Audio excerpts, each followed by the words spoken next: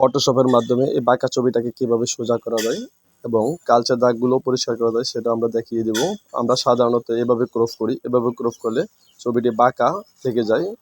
আমরা যদি এই টুলসটি ব্যবহার করি, ছবিটিকে আমরা সোজা করে নেই, তাহলে ছবিটি অনেক সুন্দর হবে।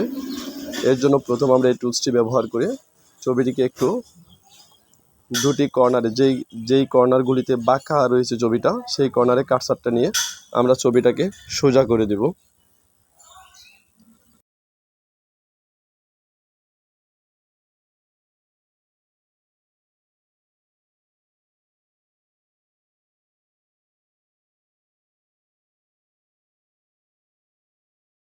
এরপরে আমাদের কাজ হলো ছবিটাকে একটু পরিষ্কার করে নেওয়া। এর জন্য আমরা ইমেজে যাব, ইমেজ থেকে অ্যাডজাস্টমেন্ট, সেখান থেকে আমরা ব্রাইট অ্যান্ড কন্ট্রাস্টে গিয়ে আমরা এই লাইটটাকে একটু বাড়িয়ে দেব।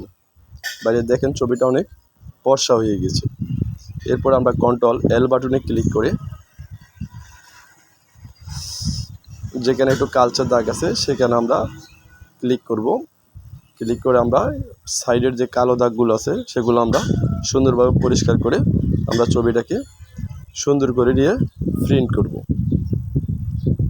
দেখেন ছবিটা কত সুন্দর হয়ে গেছে। ছবির ভিতরে লেখাগুলো একটু অস্পষ্ট দেখা যাচ্ছে, এর জন্য আমরা কন্ট্রোল-L বাটন ক্লিক করে আমরা লেখার উপর প্রেস করলে ছবিটা উজ্জ্বল হয়ে যাবে। ধন্যবাদ সকলকে।